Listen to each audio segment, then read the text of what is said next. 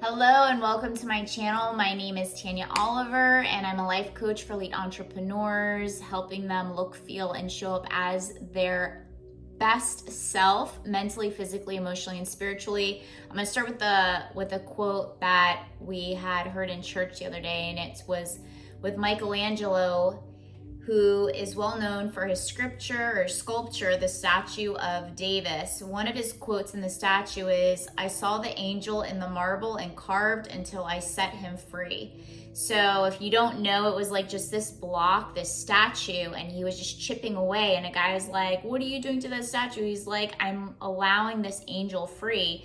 And so it was, the whole point of it is that it's an unlearning process. So sometimes you go through this journey of not needing anything new, but unlearning that everything that you need is already within you. So I wanted to start off with that because I was listening to a webinar the other day and they were saying, instead of focusing on do, have, and then being it, to be it first, to have it, and to do it, which is all the part of manifestation.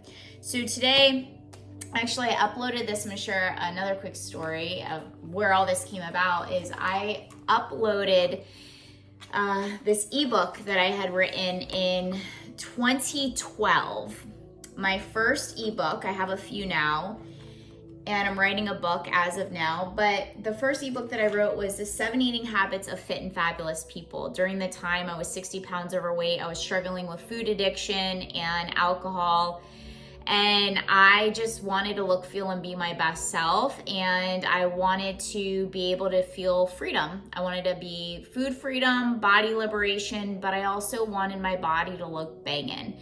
So I sought out everything I possibly could, wrote down the straight to the point bulletins and guidelines on everything I needed. And during the time, surprisingly, which is going to be a big shocker for you, is I was a personal trainer. That was my first career, doing personal training and nutrition. And I taught what I wanted to master and learn, and was able to help other people along the way and put this together. And I remember the first time, actually, this is going to surprise you even more, my eating disorder stemmed after my first bikini competition. So for those of you that don't know me or just meeting me for the first time, I played 9 years of ice hockey, traveled ice hockey, and I played all over. I even played in Canada, and I was really good at what I did. But when my passion died out and the fire in my spirit had left, I needed something else. And my other passion was, when I wasn't on the ice, I was in the gym, and I loved it. It was like, I love training. I love working on growing and becoming better, and, learning everything I could do about nutrition so that I was a better performer on the ice. And I just noticed I just felt amazing from a very young age of putting these things together. So I was persuaded to do my first bikini competition. I started training for it around the age of 17, finally stepped on stage around the age of 19, and I did amazing. I got second place, and I truly believe because my posing sucked, but if I would have nailed my posing, I for sure would have gotten first place. And after that show, my coaches that I had, because I've always had coaches, I do believe that there's some great coaches, and not all of them are great teachers, and they might get you to where you want to be, but they're not capable of helping you during the tough times. So after the first show, I was pretty much guided to just eat whatever I wanted, and that was not good. I wasn't prepared for the psychological downfall that I was about to experience for the next 10 years of life, of figuring things out. And so I then developed a full-blown out eating disorder and alcohol, and turned to substances, and I would constantly pick at my skin, and my skin was just like bloody and just really very abusive habits and behaviors, very self-depreciating, and a huge cognitive dissonance between who I was and who I strived to be. So that became my journey of going inward and building out the coaching program that I now do 18 years later, of life coaching and helping people really operate at higher levels of consciousness, mentally, physically, emotionally, and spiritually, because it's the wholeness of the human being. And I remember my first time where I was like really praying for help. I was asking for help, and nobody was able to help me during the time. It wasn't diagnosed as a binge eating disorder. So when I went to a nutritionist on campus, because I was in college at the time, she's like, I can't help you. But what I think will be your next clear step is this book called Mindful Eating. And so that began the journey of intuitive eating and starting to trust my intuition, starting to understand and recognize what intuitive eating was, what mindfulness was, and trusting my inner world more than the outer world, seeking guidance from within versus outside of myself, especially if I was in a really dark space.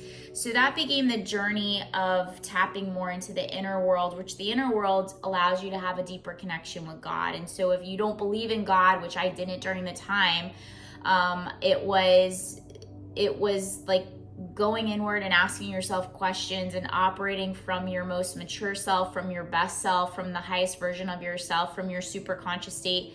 That is a connection with God. That voice is God's voice within you, and you have the ability to tap into it. So at that time, I just tuned inward and I was asking self questions, and then just like one foot in front of the next. And that's how the journey began. Sought mentors, and just investing in myself.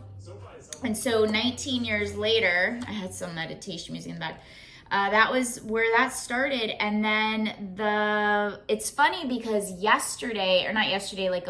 during Thanksgiving, I ran into one of my first clients, and she looked amazing, by the way. When we worked together for about 120 days, so that's about 4 months. And when we worked together, I had taught her all these principles as we were like personal training. I was teaching her about mindfulness and intuitive eating and food schedule and self-care and all these things.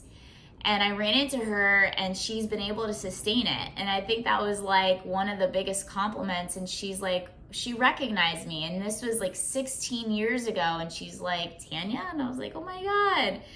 I'm not gonna name her name. I'm like, oh my gosh, like, how are you? Of course I remember you. You look like amazing. You're still continuing on with the lifestyle and sustaining it. And she's like, yeah, thanks to you. And that was like my biggest why is like not only just being the example, but teaching it to other people where they become self-sufficient. So it's cool because this brought up a lot of memories. And I didn't create this on my own. I had mentors, I had coaches, I had people hold me accountable. I let them know my vision, and then I sought out a book writer. She helped me put this book together. We would go back and forth and strategize and put it together. Very big on structure and strategizing. I had a mentor back then that I flew out, and then they also like read the book and then gave me feedback and just back and forth. So originally this book was built out for me and sharing all of the guidelines and principles that were needed for me to be successful to heal from a 10-year journey of just looking and being fit and fabulous, like as a lifestyle, to be able to teach it. And then it was my gift to sharing with my students as I had healed from that journey. And I'm going to show you also, this is so 10 years later, I did another competition, my second competition. And I think the beauty and the duality of life is like when you have an experience of what is undesired or something that you just don't ever want to experience again, it brings you clarity of what to look for, of what a bad coach is versus what a great coach is. And you just use that as the, like, I don't want this anymore. And then you would reframe it to the complete opposite. So when you are seeking out guidance and counsel and somebody to teach you a lifestyle, sustainable results of what you're achieving, whether it be for business, for relationship, for finances, for health and wellness, whatever it may be in your life, to seek out like what you would want and what to look for when you're finding the right person to take you under their wing and to get you the results so that you can operate at higher levels in all aspects of your business life and your relationship.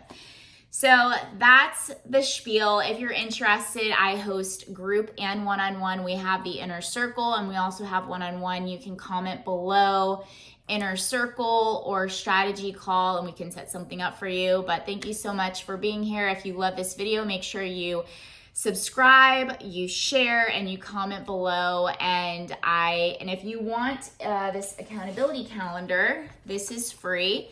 You can just go to tanyacoliver.com/accountability, and there's a video tutorial on how to hold yourself accountable for any goal that you set in a very simple way where you're self-sufficient and is not overwhelming and exhausting. So, all right, you guys, I hope you have a blessed up day. You were built for this, and your time is now, so claim it. And remember, I'm forever in your corner.